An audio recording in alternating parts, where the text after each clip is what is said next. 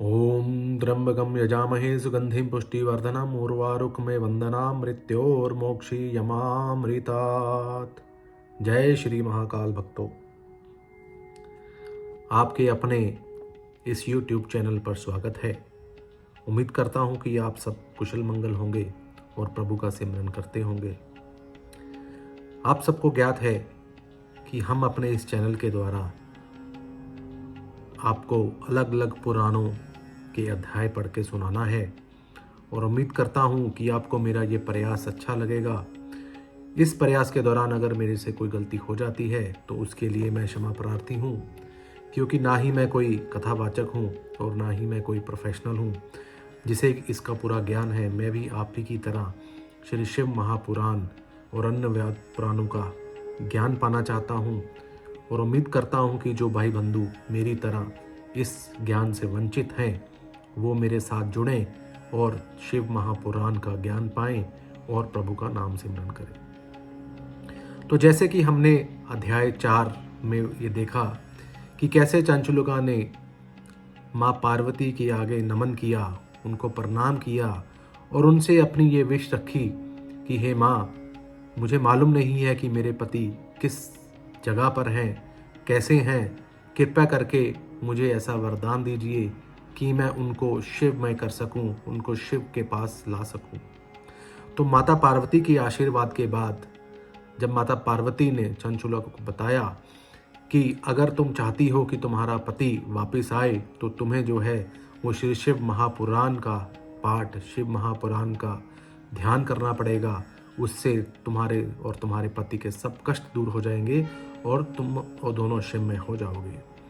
तो माता पार्वती की आज्ञा से चंचुलुका ने श्री शिव पुराण का अध्ययन किया, पाठ सुना, सभी देव देवताओं ने सुना और उससे अंत में चंचुलुका और उसके पति दोनों शिवमय हो गए, शिव के लोक को समर्पित हो गए और शिव में होकर सुखी से रहने लगे। तो आइए अब चलते हैं हमारा अगला अध्याय नंबर 5, जिसमें शिव पुराण के श्रवण की विधि तथा श्रोताओं के पालन करने योग्य नियमों का वर्णन किया गया है। तो शौनक जी कहते हैं, महाप्राज्ञ व्यास शिष्य सूत जी, आपको नमस्कार है। आप धन्य हैं, शिव भक्तों में श्रेष्ठ हैं, आपके महान गुण वर्णन करने योग्य हैं। अब आप कल्याण में शिव पुराण के श्रवण की विधि बतलाइए, जिससे सभी श्रोताओं को संपूर्ण उत्तम फल की प्राप्ति हो सके।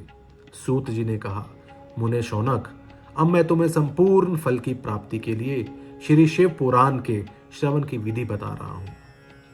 पहले किसी ज्योतिषी को बुलाकर दान मन से संतुष्ट करके अपने सहयोगी लोगों के साथ बैठाकर बिना किसी विघ्न भागा के कथा की समाप्ति होने के उद्देश्य से शुद्ध मुहूर्त का अनुसंधान कराएं और प्रयत्न पूर्वक देश देश में स्थान स्थान पर यह संदेश भेजें कि हमारे यहाँ पे श्री शिव पुराण की कथा होने वाली है। अपने कल्याण की इच्छा रखने वाले लोगों को उसे सुनने के लिए अवश्य पधारना चाहिए। कुछ लोग भगवान श्री हरि की कथा से बहुत दूर पड़ गए हैं। कितने ही स्त्री, शूद्र आदि भगवान शंकर के कथा कीर्तन से वंचित रहते हैं। उन सबको भी सूचना हो जाए, ऐसा प्रबंध करना चाहिए कि देश देश में जो भगवान शिव के भक्त हों तथा शिव कथा के कीर्तन और श्रवण के लिए उत्सुक हों, उन सबको आदर पूर्वक बुलवाना चाहिए और आए हुए लोगों का सब प्रकार से आदर सत्कार करना चाहिए। श्री शिव मंदिर में, तीर्थ में, वन प्रांत में अथवा घर में श्री शिव पुराण की कथा सुनने के लिए उत्तम स्थान का निर्माण करना चाहिए। केले के खंभों से सुशोभित एक ऊंचा कथा मंडप तैयार करवाएं। उसे सब और फल, पुष्प आदि से तथा सुंदर चंदोवे से अलंकृत करें और चारों ओर ध्वजा पताका लगाकर तरह तरह के सामानों से सजाकर सुंदर शोभा संपन्न बना दें। भगवान शिव के प्रति सब प्रकार से उत्तम भक्ति करनी चाहिए। वही सब तरह से आनंद का विद्वान करने वाली हैं। परमात्मा भगवान शंकर के लिए दिव्य आसन का निर्माण करना चाहिए तथा कथावाचक के लिए भी एक ऐसा दिव्य आसन बनाना चाहिए जो उनके लिए सुखद हो सके। मुने, नियम पूर्वक तथा कथा सुनने वाले श्रोताओं के लिए भी यथा योग्य सुंदर स्थानों की व्यवस्था करनी चाहिए। अन्य लोगों के लिए भी साधारण स्थान ही रखने चाहिए।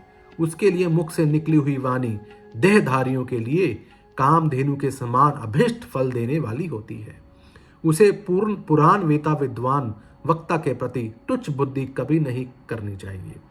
संसार में जन्म तथा गुणों के कारण बहुत से गुरु होते हैं, परंतु इन सब में पुराणों का ज्ञाता विद्वान ही परम गुरु माना गया है। पुराण वेता पवित्र, दक्ष, शांत, ईर्ष्या पर विजय पाने वाला, साधु और दयालु होना चाहिए। ऐसा प्रवचन कुशल विद्वान इस पुण्यमयी कथा को कहे।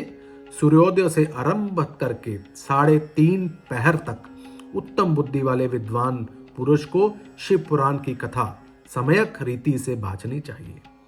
मध्यकाल में 2 घड़ी तक कथा बंद रखनी चाहिए, जिससे कथा कीर्तन से अवकाश पाकर लोग अपने मल मूत्र का त्याग कर सके। कथा प्रारंभ के दिन से 1 दिन से पहले ही व्रत ग्रहण करने के लिए वक्ता को क्षौर करा लेना चाहिए। जिन दिन कथा हो रही हो उन दिनों प्रयत्न पूर्वक प्रातःकाल का सारा नित्य कर्म संक्षेप से ही कर लेना चाहिए। वक्ता के पास उसकी सहायता के लिए एक दूसरा वैसा ही विद्वान स्थापित करना चाहिए, वह भी सब प्रकार के संशयों को निर्वित करने में समर्थ और लोगों को समझाने में कुशल हो। कथा में आने वाले विघ्नों की निर्वृत्ति के लिए गणेश जी का पूजन करना चाहिए। कथा के स्वामी भगवान शिव की तथा विशेषतः शिव पुराण की पुस्तक की भक्ति भाव से पूजा करें। तत्पश्चात उत्तम बुद्धि वाला श्रोता तन मन से शुद्ध एवं प्रसन्नचित होकर आदर पूर्वक श्री शिव पुराण की कथा सुने। जो वक्ता और श्रोता अनेक प्रकार के कर्मों से भटक रहे हों, काम आदि विकारों से युक्त हों, स्त्री में आसक्ति रखते हों और पखंड पूर्ण बातें कहते हों, वे पुण्य के भागी नहीं होते। जो लौकिक चिंता तथा धन, ग्रह एवं पुत्र आदि की चिंताओं को छोड़कर कथा में मन लगाते हैं, उन शुद्ध बुद्धि पुरुषों को उत्तम फल की प्राप्ति होती है। जो श्रोता श्रद्धा और भक्ति से युक्त होते हैं, दूसरे कर्मों में मन नहीं लगाते और मौन, पवित्र एवं उद्देश्य शून्य होते हैं, वे ही शुद्ध पुण्य के भागी होते हैं। सूत जी बोले, शौनक, अब शिव पुराण सुनने का व्रत लेने वाले पुरुषों के लिए जो नियम है उन्हें भक्ति पूर्वक सुनो। नियम पूर्वक इस श्रेष्ठ कथा को सुनने से बिना किसी विघ्न बाधा के उत्तम फल की प्राप्ति होती है। जो लोग दीक्षा से रहित हैं, उनका कथा श्रवण में अधिकार नहीं है। अतः मुने, कथा सुनने की इच्छा वाले सब प्रकार के लोगों को पहले वक्ता से दीक्षा ग्रहण करनी चाहिए। जो लोग नियम से कथा सुने, उनको ब्रह्मचर्य से रहना, भूमि पर सोना, पत्तल में खाना और प्रतिदिन कथा समाप्त होने पर ही अन्न ग्रहण करना चाहिए। जिससे शक्ति हो वह पुराण की समाप्ति तक उपवास करके शुद्धतापूर्वक भक्ति भाव से उत्तम शिव पुराण को सुने। इस कथा का व्रत लेने वाले पुरुष को प्रतिदिन एक ही बार भोजन करना चाहिए। जिस प्रकार से कथा श्रवण का नियम सुखपूर्वक सद सके वैसे ही करना चाहिए। घृष्ट अन्न, दाल, जला अन्न, सेम, मसूर, भाव दूषित तथा बासी अन्न को खाकर कथावृत्ति पुरुष कभी कथा को ना सुने। जिसने कथा का व्रत ले रखा हो वह पुरुष प्याज, लहसुन, हींग, गाजर, मादक वस्तु तथा आमिष कही जाने वाली वस्तुओं का त्याग दे। कथा का व्रत लेने वाला पुरुष काम, क्रोध आदि 6 विकारों को, ब्राह्मणों की निंदा को तथा पतिव्रता और साधु संतों की निंदा को भी त्याग दे। कथावृत्ति पुरुष प्रतिदिन सत्य, शौच, दया, मौन, सरलता, विनय तथा हार्दिक उदारता, इन सद्गुणों को सदा अपनाए रहे।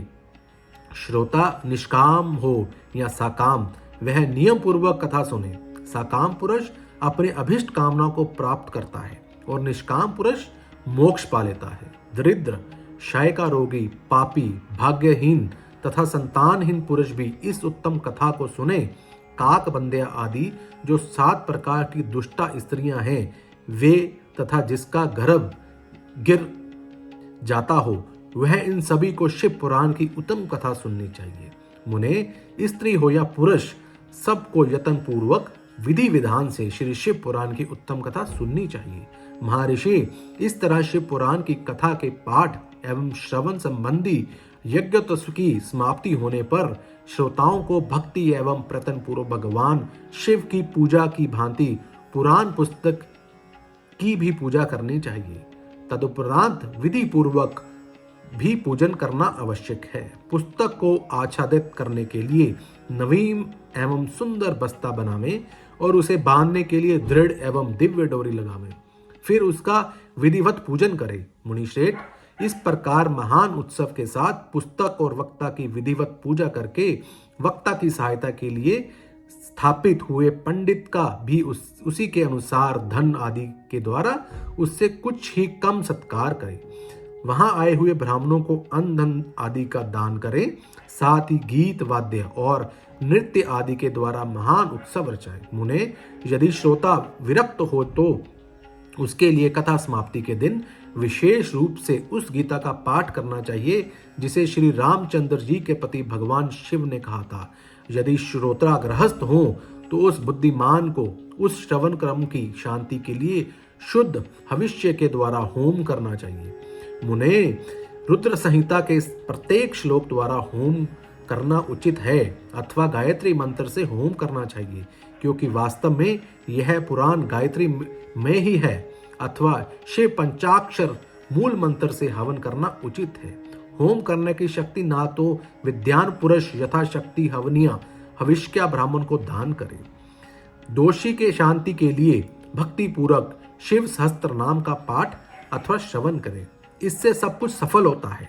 इसमें संशय नहीं है, क्योंकि तीनों लोकों में उससे बढ़कर कोई वस्तु नहीं है। कथा श्रवण संबंधी व्रत की पूर्णता की सिद्धि के लिए 11 ब्राह्मणों को मधु मिश्रित खीर भोजन कराएं और उन्हें दक्षिणा दें।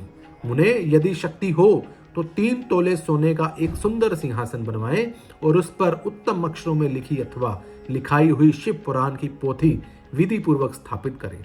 तत्पश्चात पुरुष उसकी आवाहन आदि विविध उपचारों से पूजा करके दक्षिणा चढ़ाएं। फिर जितेंद्रिय आचार्य का वस्त्र आभूषण एवं गंध आदि से पूजन करके दक्षिणा सहित वह पुस्तक उन्हें समर्पित कर दे। उत्तम बुद्धि वाला श्रोता इस प्रकार भगवान शिव के संतोष के लिए पुस्तक का दान करे। शौनक, इस पुराण के इस दान के प्रभाव से श्री शिव अनुग्रह पाकर पुरुष भवबंध से मुक्त हो जाता है। इस तरह विधि विधान का पालन करने पर श्री संपन्न शिव पुराण संपूर्ण फल को देने वाला तथा भोग और मोक्ष का दाता होता है। मुने, शिव पुराण का वह सारा महात्म्य जो संपूर्ण अभिष्ट को देने वाला है मैंने तुम्हें कह सुनाया। अब और क्या सुनना चाहते हो? श्रीमान, शिव पुराण समस्त पुराणों के भाल का तिलक माना गया है। यह भगवान शिव को अत्यंत प्रिय, रमणीय तथा भवरोग का निवारण करने वाला है। जो सदा श्री शिव भगवान का ध्यान करते हैं, जिसकी वाणी शिव के गुणों की स्तुति करती है और जिसके दोनों कान उनकी कथा सुनने तथा उस जीव जगत में उन्हीं का जन्म लेना सफल है, वे निश्चय ही संसार सागर से पार हो जाते हैं। भिन्न भिन्न प्रकार के समस्त गुण जिनके सच्चिदानंदमय स्वरूप का कभी स्पर्श नहीं करते, जो अपनी महिमा से जगत के बाहर और भीतर भासमान है तथा जो मन के बाहर और भीतर वाणी एवं मनोवृत्ति रूप में प्रकाशित होते हैं, उन अनंत आनंद घन रूप परम शिव की मैं शरण लेता हूँ। बोलिए सच्चिदानंद श्री श्री महाकाल जी महाराज श्री शिव भगवान की जय। मेरे से अगर कुछ गलती हो गई हो उसके लिए मैं क्षमा प्रार्थी हूँ। कुछ शब्द ऐसे हैं जो पढ़ने में मेरे को भी थोड़ा सा संकोच हो रहा है। उम्मीद करता हूँ कि आने वाले समय में वह संकोच भी खत्म हो जाएगा। अगर आपको मेरा ये योजन अच्छा लगा हो तो कृपया मेरे चैनल को सब्सक्राइब करें, शेयर करें और लाइक करें और कमेंट करें कि मेरे को इसमें और क्या इम्प्रूवमेंट करनी चाहिए। जय श्री महाकाल।